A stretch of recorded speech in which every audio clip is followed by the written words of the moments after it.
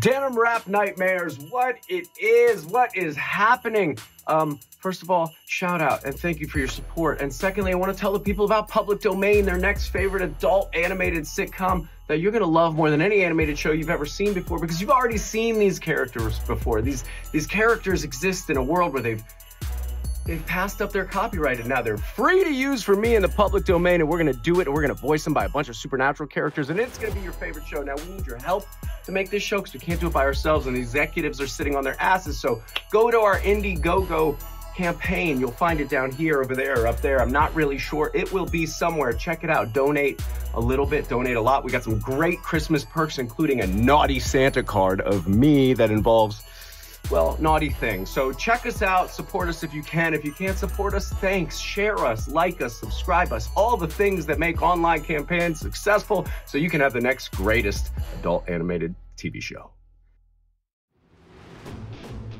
Welcome to Denim Wrapped Nightmares, Tipsy Exchange podcast, where we explore the Supernatural series, episode by episode.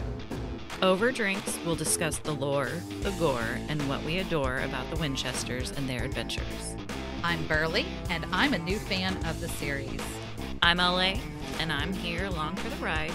Now let's get tipsy. Hello, LA. Hello, Burley. I feel like we kind of say the same things about a lot of episodes, but this one was a little Sexy. It was sexy, heart-wrenching, suspenseful. Lacking. Lacking. Oh, well, I know it is lacking for you. Yeah, you do. But it kept you on your toes. Yes. I liked it. In that sense, anyway. I needed more. Oh, I bet you did. You know I did. I don't even bet. I know. You know. But last episode, before we get into this week's episode, last episode was Dream a Little Dream of Me, where Sam and Dean raced to Bobby's side after he had lapsed into a seeming coma and couldn't be awakened. They dream walked. Dean threatened himself within the dreams. Killed himself. Yeah, Within the dream. reminding ourselves that like some bad things are on the forefront for Dean, and he knows about it, and he's not looking forward to it. Bella showed up and helped them out by giving them African dream root so that they could dream walk and everything, but also screwed them over in the end because she stole the colt. We learned a little bit more about everybody, especially Bobby, his backstory. Oh, Bobby. Hurt my heart. I wasn't expecting his backstory to be what it was because I liked him so much. And I told you, I was like, I know good people. And when I saw Bobby, I was like, I know he's good people. He's But still good people. Oh, no. That's what I was going to say is like, I know he's still good people and what he did, he thought was right. But I know in his heart, like knowing what he knows now, how he could have saved her. It also makes sense as to why he knows so much about demons now.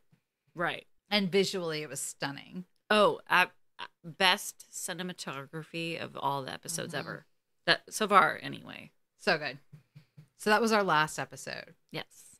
Today's episode, LA is recapping for us. I'm just along for the ride. Are you? I feel like you were really on the edge of your seat, excited. I was, but it just kind of let me down. There just wasn't enough. It's just the end.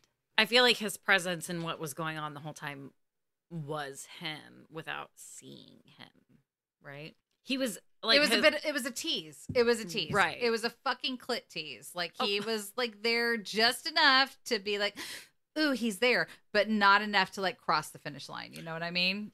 There were a lot of close-ups. I appreciated it, but we were missing some wide shots. Okay. Of the trickster. There wasn't a single one. Yeah. You needed to see the body more than the face? Yes. Well, I needed to see the body and the face. Oh. Well, you got a lot of FaceTime. I've seen Open Water, too. I know what we missed out on. Of his naked butt? Yeah, I would have appreciated that. Okay. I'm not saying it would have made sense in the story. Yeah.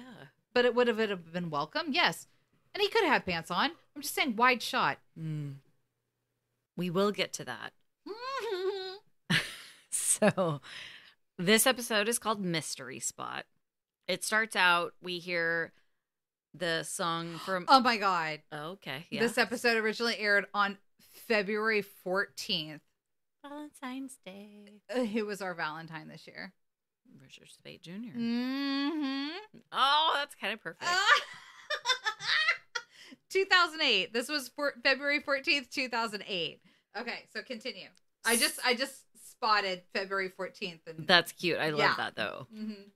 At the start, we get a close-up of Sam's eyes. He's asleep, obviously in a motel, because where else would he be? And we hear Heat of the Moment by Asia as an alarm, and he opens his eyes. Dean's already, like, putting his shoes on, ready to go. Real excited Asia's on. He's, like, headbanging to it. They're both in the bathroom, and Dean is doing the longest gurgle ever of what I can only assume is Listerine, but it's forever long, and Sam is looking at him like, what the hell? He stops, and Sam, or Dean's like, what? Like, what's the problem? Then they're getting ready to go. Dean pulls out, he's like getting in his bag. He pulls out a bra. He's like, hey, is this yours? Like, such a fucking shit-eating grin on his face. I remember you looking at me and be like, why does he have a bra in his bag? Like it was somehow left over from last episode or something. And I'm like, I don't fucking know. Well, that's what I was like. I was like, did I miss that? I was like, did him and Bella hook up? Did I like, where's this bra coming from? But I guess it's just rando because Dean gets the hookup with the ladies because look at him. Yeah. He jokes with them and then finds the gun that he really needed to take with him. And they head to a diner. The first thing that caught my eye when they walked into the diner was there's obviously a guy who's struggling, maybe homeless. And the diner lady's like, Cal, you got to order something or you got to leave. And I was like, oh, he's going to be a part of it. Like, there's something with Cal straight away. Dean is like telling Sam, he's like, this job is really small. Like, I don't know why we're even here. It doesn't make sense. Kind of like a waste of their time when they should be really hunting Bella. But as they have their breakfast, they chit-chat about the job. There's this missing guy, this Professor Hasselback from Broward County. He's in Broward County because that's where the Broward County mystery spot is located. Oh, that's right. So some key things. It's Tuesday, and up on the wall it says their special for Tuesday is a pig and a poke. And Dean thinks that's real cute and clever, so he orders it. Dean orders his black coffee. So does Sam, the cute waitress. She's an older lady, and she comes back, and she's delivering it, and she drops a Cholula bottle. And she's like, oh, crap. Oh, crap. So Tabasco always like, we put that shit on everything. Cholula. No, I'm sorry. Cholula. Uh-huh. Tabasco, I love you, but you're a little too vinegary for me. Mm-hmm. I love my Cholula. It looked like a Cholula bottle. It did. The label wasn't quite right, but it looked like a Cholula Right. bottle. Yeah. Oh, shit. Hold on. We're really hung up on the Cholula. Right, I know. Oh, I'm going to mention it many more times. Emphasize that. I will be mentioning it more. So a couple things happen after the guys leave the diner. They're walking out.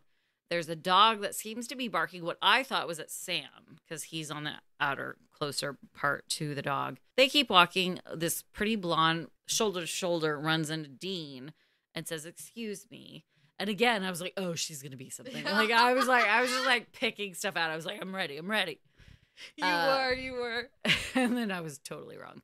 I told LA when we started this episode, I was like, okay, this is an important episode. Because even though I've never seen it before, I manage our social media channels, and I have seen many a things from other people posting shit that has already told me that this episode is important. Just as soon as I saw the title, I was like, oh, shit. This is a good one. This is an important one. LA, you gotta pay attention to this one. This is a big one. Yeah, so I was like on high alert. So I was like, that's gonna be important. I'm like checking everything and like making note of everything. And she'd ask me like, is this? And I'm like, I don't know. I just know this is an important episode. Well, shortly after I thought the blonde that was so important that ran into Dean, they're walking by these two moving guys who are trying to get this desk up this tiny set of stairs. And what's the one guy's like, it's not going to fit. And the guy's like, oh, what do you want, a Pulitzer? Yeah. Sam actually mentioned prior to their walk down the street that Professor Hasselback, he had been to this mystery spot. And I guess they want to go after hours. That's their normal. That's their MO. Yeah. To do a good old B&E. Right. Exactly. You know? And so they head there. Where what is it? Physics don't. Yeah. What was it? It was like physics don't. don't exist there. Yeah. And it's really cool. The shot is from inside the black spot, and it's this hallway.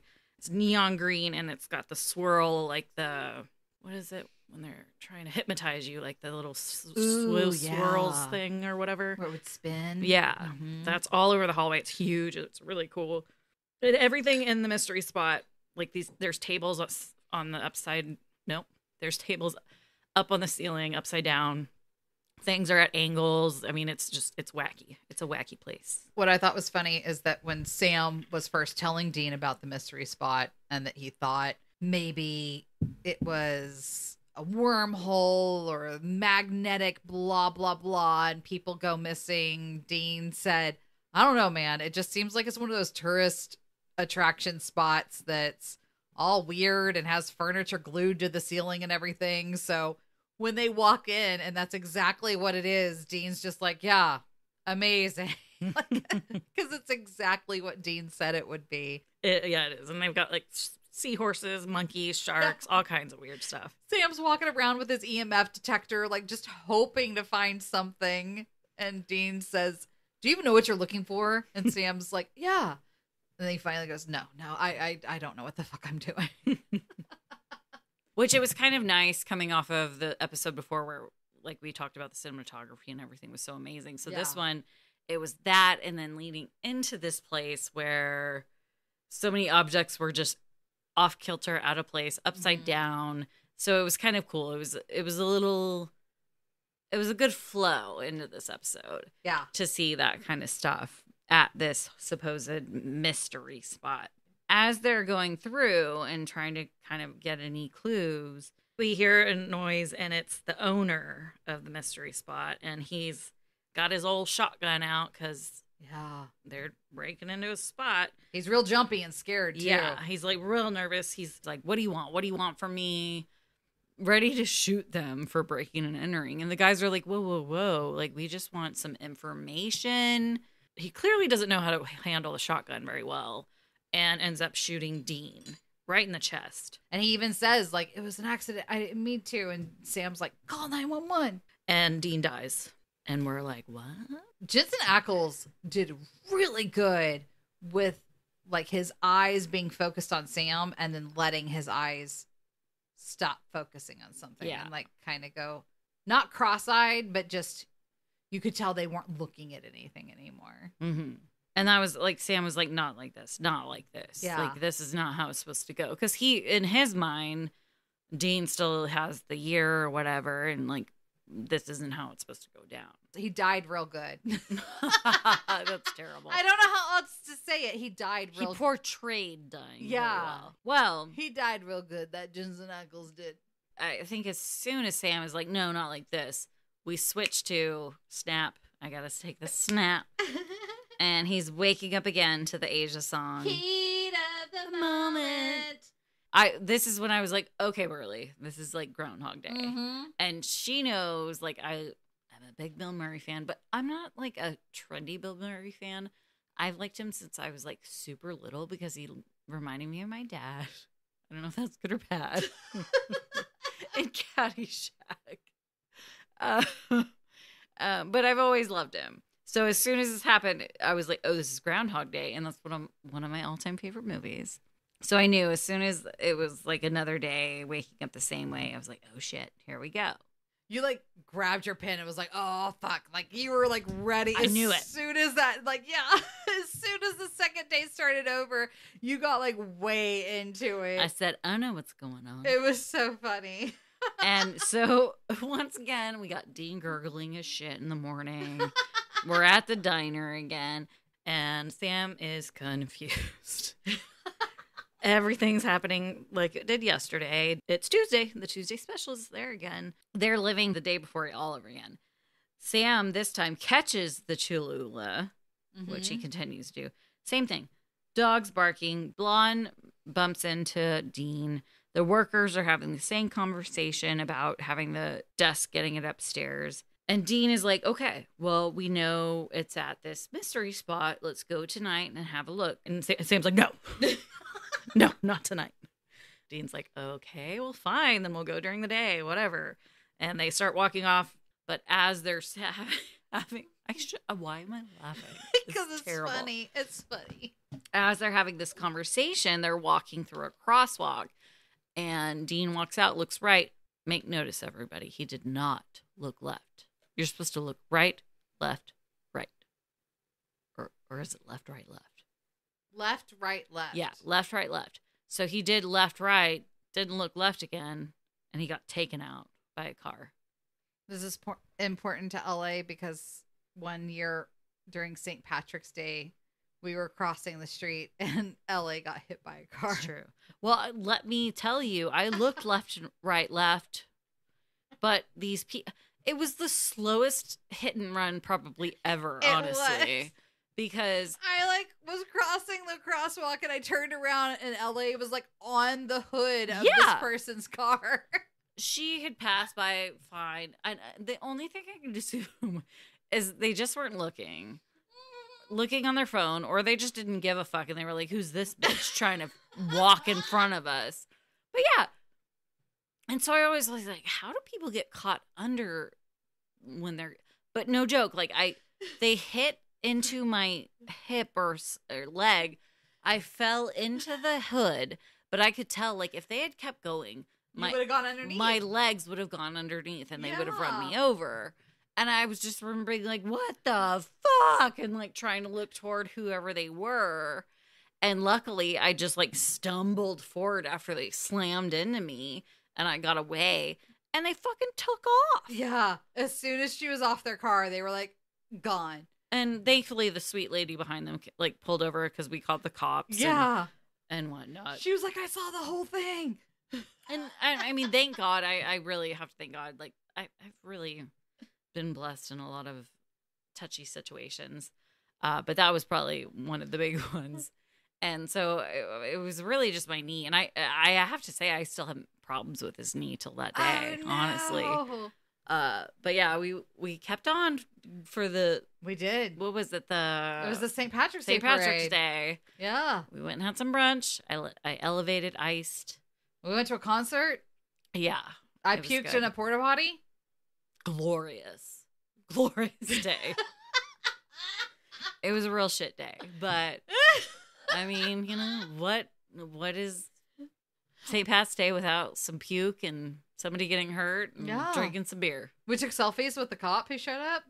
Oh my God. And that was the thing. The sweet cops showed up and they were like, I'm so sorry, but I'm sorry you got hurt, but there's nothing There's we can nothing do. we can do. That's what they did. Yeah. And They did take the sweet lady's statement that pulled over and Yeah. was kind She enough. was She was like, I saw the whole thing. She acted like they did it on purpose. And I was like, Yeah. she almost got me riled up She- that I was like, Yeah. they did. She didn't was they?" really mad. She was like, no, I saw it. She was convinced. She was like, no, they did it. They did. They pushed you on purpose. Yeah. She was. So whenever Dean got hit and you got all of a sudden all riled up, I was convinced. I was like, oh, she's having St. Patrick's Flashbacks. Day flashbacks. Triggering. Yeah, Yeah. no. Because you were like, oh, pause it whenever that happened. No, it was mainly because he did. I was like, oh, he didn't look left, and I needed to write some Oh, notes. that's all it was. It wasn't like, oh, it's so triggering. I need to stop. No. You did not pee yourself whenever you got hit by that That's car. true. I did not. Dean did. Yeah. We didn't know that, but Sam tells us later. Okay. But it was pretty terrible, Yeah. honestly. It was good. Some good special effects. Yeah, this season's really good. They've on the been really effects. good. Yeah, real on top of it. Unfortunately, as soon as Dean is hit by the car, we're in our third day. Heat of the Once again, I don't know why I keep snapping for each day, but because the trickster is a snapper. He's a little. is he? Yeah, remember Okay. at the end when he's like, "Ooh, I'm gonna, and he Okay. snaps. I wish I could snap some things into existence. Right? Oh my god. But yeah, so we're the third day. We've got the song going again. But Sam is a little more starting to predict the day at this point and to convince Dean. he's on edge. Yeah. He's stressed out like a motherfucker. For sure. When they sit down at the diner, Sam automatically starts ordering for Dean, exactly what he's ordered the past couple days. And I thought it was so funny. Dean's like, "Oh, Sam, I get all tingly when you take control." Because, he's usually the one doing that. But at this point, Sam's like, "Fuck this. Like, I'm tired of it. This is third day. Like, I'm trying to convince you of what this shit is going on." Sam says he's in a time loop. And what was it? What was the thing where they ended up saying the quote from... I don't know. Like, you told me to write down a note, and I did, but the only note I wrote down was Dingo ate my baby. Of course. I didn't write down why they said Dingo ate my baby. I should have known better, but no, I did not write down the context why. Neither did I. I was like, write that shit down, and you did. But whatever. I mean, I'm sure there's plenty of people who are listening that know what we're talking about. He's basically just calling him crazy because there was a woman in the, what was it, the 80s? Mm-hmm. Who claimed that, and everybody thought she was nuts. Right. And he just tells Dean that they need to get to the bottom of this, figure out what's going on, because he's seeing Dean die over and over again, and he can't keep seeing this. He's like, I can't keep doing it. This time Sam saves Dean from the car because he's about to do it right again. Mm-hmm. And they go to speak with the guy who shot Dean in the beginning, the owner of the mystery spot. His name is Mr. Karpiak. I thought it was Kopiak, but then I looked at the subtitles and it was Karpiak. What if the subtitles messed up? I know. I thought about that too. Because in Houses of the Holy, I don't remember what you said her name was because that's what the subtitle said, and it was not her name. Mm-hmm. And you were real pissed about it. Yikes. Well, Mr. Kopiak, who knows, starts to explain to them that the laws of physics have no meaning here in his mystery spot. And I guess they're pretending they're journalists or something because he's like thanking them that they need all the, write-ups they can get. Good press, yeah. Yeah. And Sam's basically asking, like, how? What do you mean? Like, how does it work? And so Sam's getting frustrated and he kind of like blows up at the guy, and the guy's like, geez, dude, like, listen, I'm just trying to sell, like, get this place going. I bought it off of foreclosure. I used to sell bail bonds. He's like, that's not like a real, I'm like, it's an illusion. I have my canned sales pitch and that's all I've got. Right. Like, leave me alone. Yeah. They're walking on their way back from the mystery spot in the evening. Once again, Dean heads out walking ahead of Sam and gets smashed by the desk. And we get our 12th blood splooge of the Supernatural series. It's subtle. You have to look for it. But there's definitely a blood splooge that happens as the desk falls on Dean, Wile E. Coyote style. He gets squished and the blood goes. Yeah, the workers from the morning figured out they weren't going to fit it through the door, so they were trying to haul it up through the window. And it dropped. Sam does not cradle his brother's body this time because it's squished under a desk. It just pans up to show him standing there looking absolutely horrified. Yeah. Before it cuts to Asia. Yeah. The deaths are happening quick now. Yeah. Next one up, they're kind of strategizing how to fix this, how to get things right. And Sam says, or Dean's like, so every day I die, your day starts over again. And Sam says, yeah, so, we got to do what we can do to keep you breathing. So that's their plan. And so Dean's like, well, what do I order every day? And he tells him the pig and the poke, bacon or whatever. He's like, all right. And he tells the lady he wants sausage instead. She brings over three big old sausages. And he takes a bite, eating it, and he chokes to death. And you immediately yelled out, not one of you knows Heimlich? Yeah. Like, y'all... Or even attempt to? I mean, come on. Sam's just like staring at him. Out of all the things you guys know, out of all the people's lives you save. Next day, Sam's like, we're not leaving. We're not leaving the motel. We're staying here. And Dean's in the shower and yells out, but not even breakfast. And Sam says, no breakfast. And about a minute after that, we hear Dean slip in the shower and die. Yeah. The next day, they're sitting in the motel eating tacos. And Dean says, these tacos taste funny to you? The next day starts over. Yeah. One of my favorites was the electrocution one. The next one, yeah. Yeah, because even though it was cartoonish, again, like Wile E. Coyote style, and whenever he lit up, you could like see his spine through his neck and everything. I still thought it was done really well. Yeah, it was cool. Super quick. I didn't see that coming. I liked it.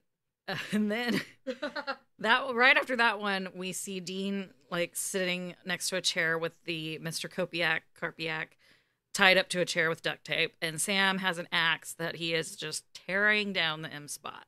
He says he's going to knock it down to its studs. He's going to find out what the hell's going on, what's wrong. Dean's like, okay, Sam, you're not going to tear this place all the way down. And he walks over trying to get the axe from Dean. Sam accidentally kills Dean with the axe. We get our 13th blood splooge of the series as we see blood squirt all over Mr. Kopiak-Karpiak's face. Yes. If it wasn't blood, that could have been a good time for Mr. Kopiak-Karpiak, but it was, so not so much.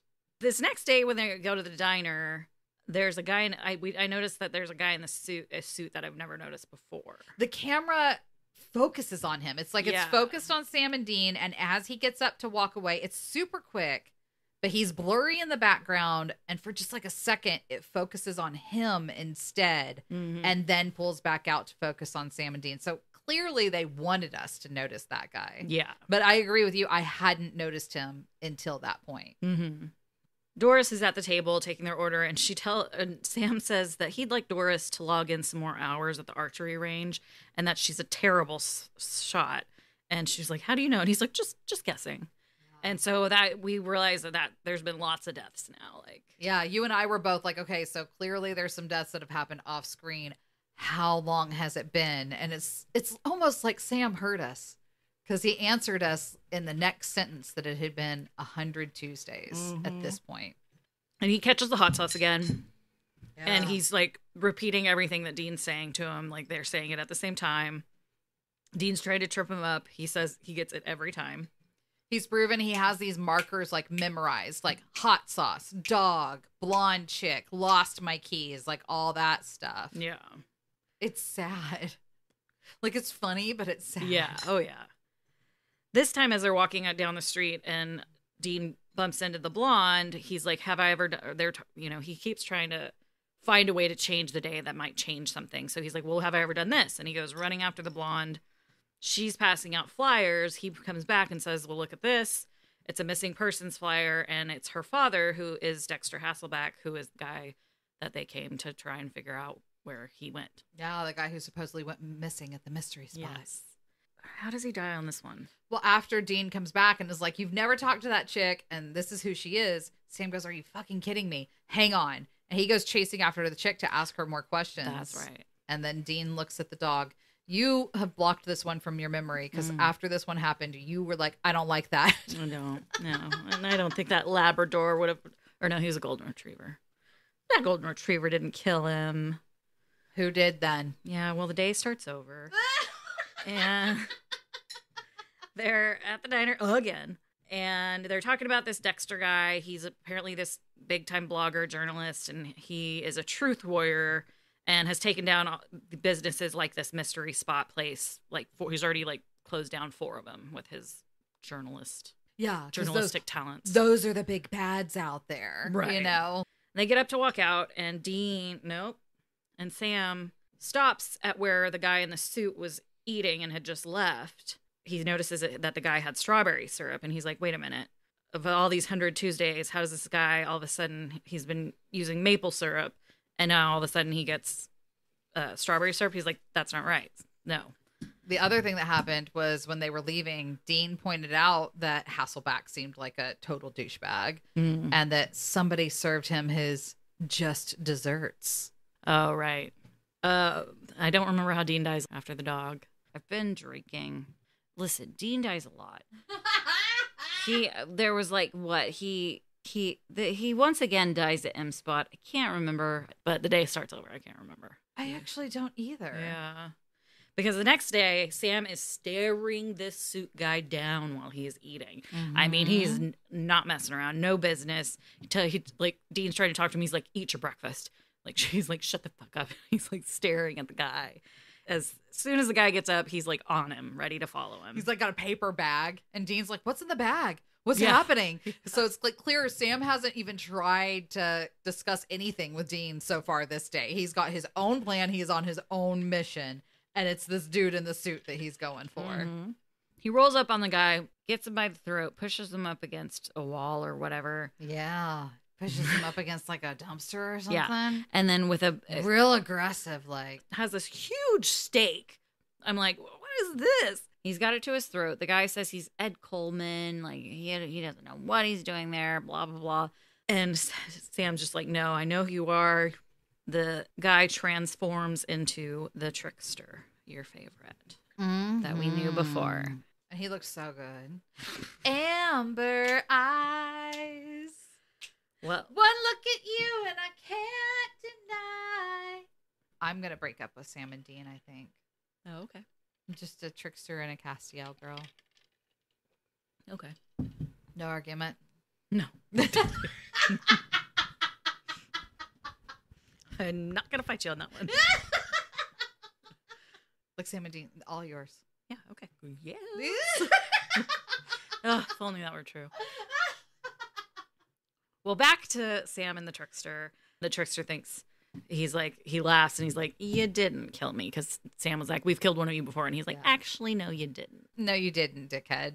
I think he called him Bucko or something like that, actually, not Yeah. dickhead. But he had to reveal that they weren't the hunters they thought they were. Yeah. They ask, what he did with Dexter. He says Dexter didn't believe him. So he dropped him in a wormhole. Yeah. So he got his Just desserts. Yeah. The trickster tells them that this joke is on Sam, not on Dean. And he's like, how long is it going to take you to realize you're never going to be able to save Dean? The trickster tells them tomorrow will be Wednesday. He swears, as soon as you wake up, it'll happen. I don't think Sam still believes him, but then he snaps his finger and Sam is waking up to a different song finally, and it is Wednesday. Sam was like, it'll just be easier to kill you. And he's like, no, fuck you. We can't have that. And that's when he snapped. Mm-hmm. Dean remembers the trickster. It is definitely Wednesday. They're packing up, and Sam's like, let's just fucking leave. Like, let's get out of town.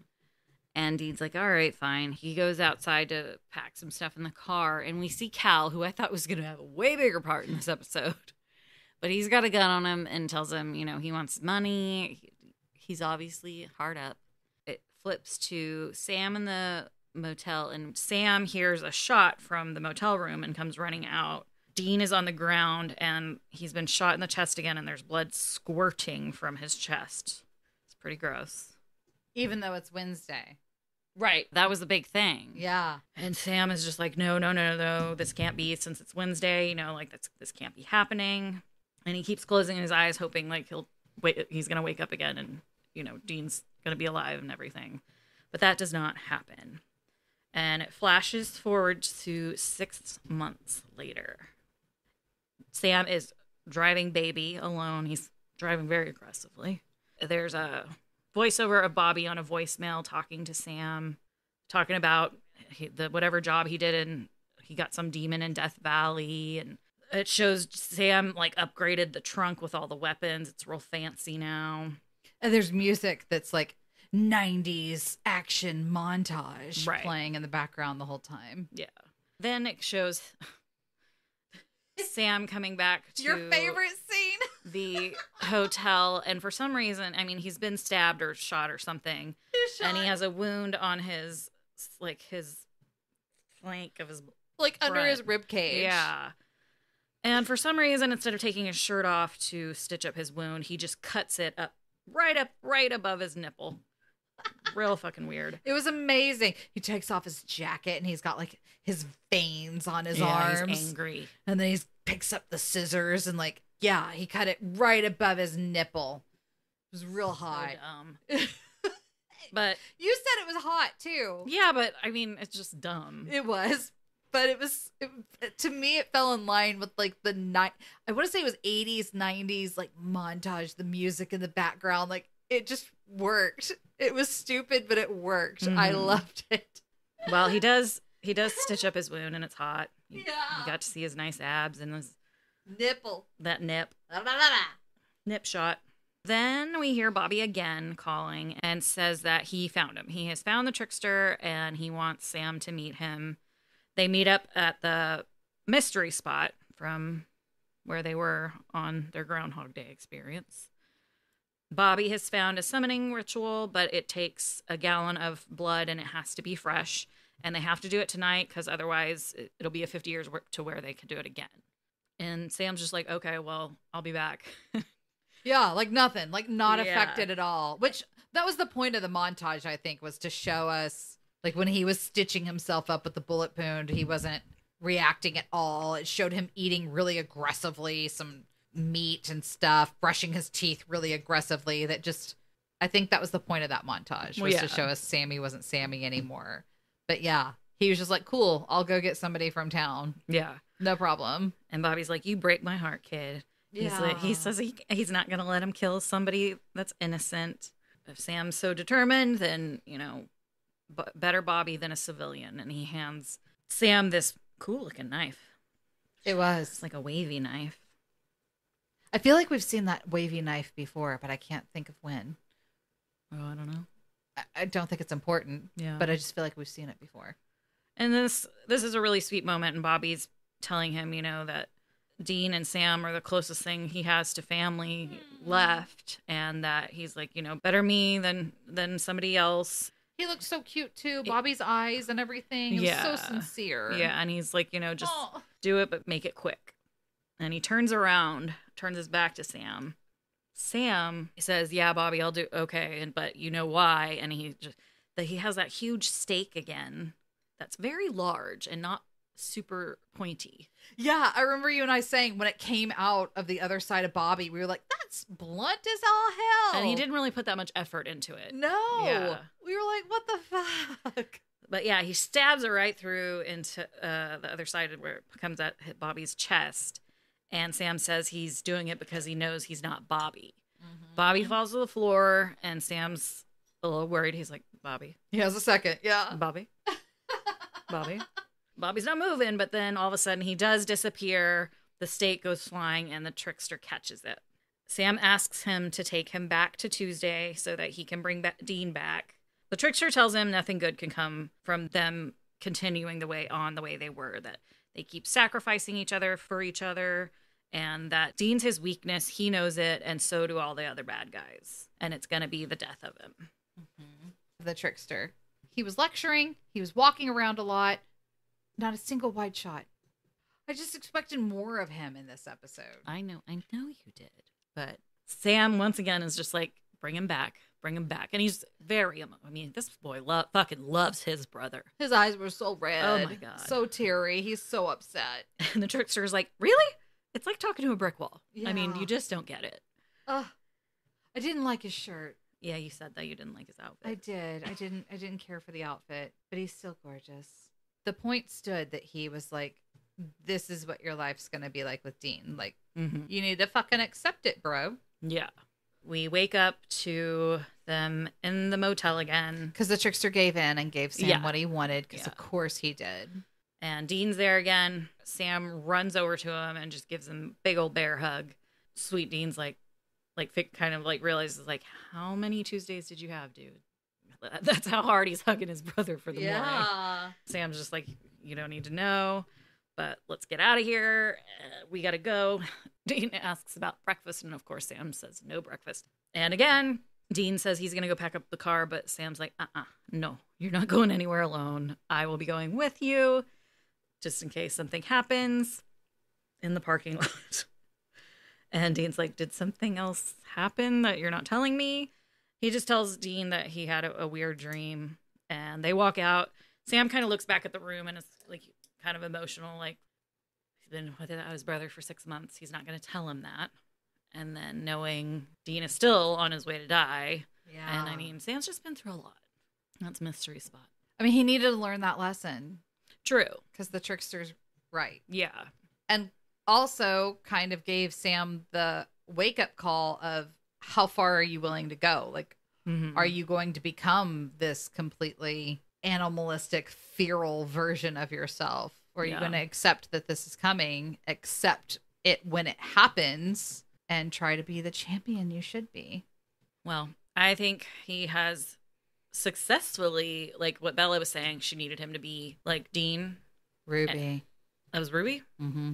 Oh, it was Ruby. You're right. Yeah, Bella don't give a fuck. That's right. True. Yeah. So anyway, I was thinking like with that montage and everything, I'm like, oh, okay, well, he should be ready now. Like, just needs to go back into that mode when the time comes. Except all he cared about during those 6 months was hunting down the trickster. Right. He wasn't trying to hunt down the demons. True. And fight the demon war. But at least he knows he has it in him now. It was directed by Kim Manners, who also directed our favorite episode this season so far, Fresh Blood. Fun fact, Jared Padalecki regards this episode as one of his least favorite episodes because he had to cry all week and it was emotionally taxing. Jensen Ackles said that his favorite death was death by taco. There wasn't any gore in this, really. I mean, we did get some blood splooges, but I feel like they were so Looney Tunes-esque that it didn't bother me at all. Yeah. So I don't know that I would even categorize it as gore. What did you adore about this episode? That nipple shot. Oh, it was nice. Yeah. Like cutting up the shirt. And the dog. Of course. I adored Richard Speight Jr. Of course. There wasn't enough of him. Yeah, I figured that. There wasn't as much as I would have liked. Right. I didn't like the outfit they had him in at the end. They could have put him in something snazzier. I'm just saying. Something more form-fitting. I would have liked a belt again. Next time. Oh, well. Richard Speight's hot. I loved it. So, lore. It's a doozy. Oh. And I'm a little tipsy. So, forgive me. I'm going to do my best. According to Newsweek.com, we're getting some science up in this bitch today. Oh, geez. Einstein's general theory of relativity allows for the possibility of warping time to such a high degree that it actually folds upon itself, resulting in a time loop. Imagine you're traveling along this loop. That means that at some point, you'd end up at a moment in the past and begin experiencing the same moments all over again. A bit like deja vu, except you wouldn't realize it. Such constructs are often referred to as closed time-like curves, or CTCs in the research literature, and popularly referred to as time machines. Time machines are a byproduct of effective, faster-than-light travel schemes, and understanding them can improve our understanding of how the universe works. Over the past decade, well-known physicists like Kip Thorne and Stephen Hawking produced seminal work on models related to time machines. The general conclusion has emerged that previous research, including Thorne's and Hawking's, is that nature forbids time loops. This is perhaps best explained in Hawking's chronology protection conjecture. I think I said that right. Which essentially says that nature doesn't allow for changes to its past history, thus sparing us from paradoxes that can emerge if time travel were possible. Perhaps the most well-known amongst these paradoxes that emerge due to time travel into the past is the so-called grandfather paradox, in which a traveler goes back into the past and murders his own grandfather. This alters the course of history in a way that a contradiction emerges. The traveler was never born and therefore cannot exist. There have been many movie and novel plots based on the paradoxes that result from time travel, perhaps some of the most popular ones being Back to the Future and Groundhog Day. Also, like, why would you want to murder your grandfather? And wouldn't you have, like, thought about that? What if your grandfather was like Hitler or something? Yeah, that's true. Okay. But still, I would still just be like, okay, well, taking myself out too. That's time loops. The other thing I did was a guy who like lived in terminal deja vu. So according to BBC, the term deja vu translates literally from French as already seen. According to research, about 2/3 of us experience at least one deja vu moment in our lifetime, yet very little is known about what causes it. In 2015, scientists believe the extraordinary case of a 23-year-old British man with, quote, constant deja vu may have been triggered by anxiety.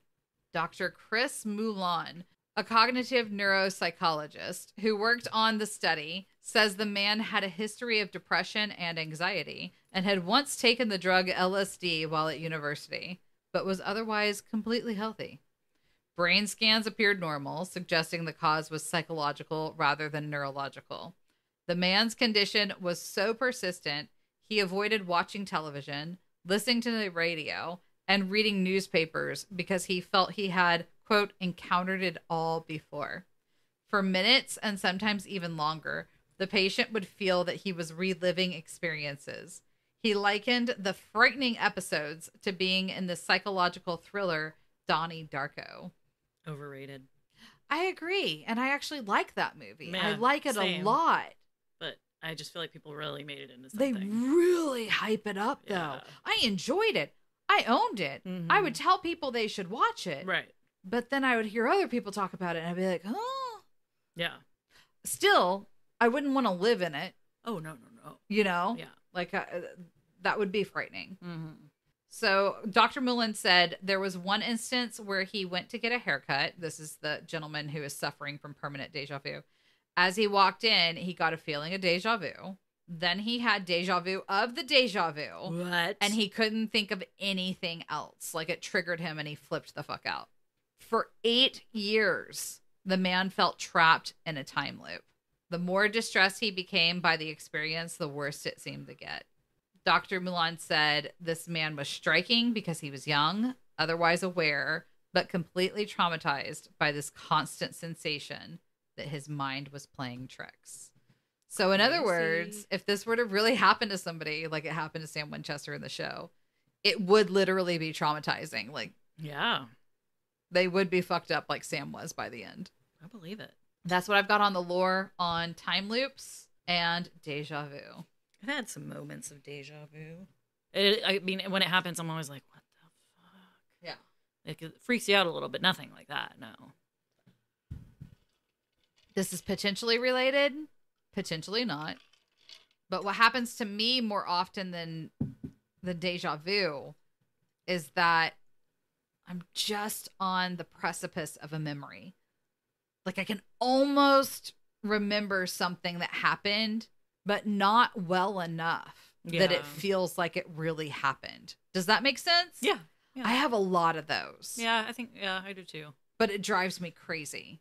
Well, to close it out, on one of the mornings where Sam was not messing around and he was like basically telling Dean what to do, Dean says, Sammy, I get all tingly when you take control like that. Cheers. I would too. Ooh. Cheers. Especially if he cut the shirt up to Oh, the nipple yeah, well, first. Oh, Need to do some my. more than that. Thank you for listening to Denim Wrapped Nightmares. Follow us on Twitter or Instagram, leave a review, and let us know how we can get involved in the fandom. This was fun. Jerk. It always is, bitch.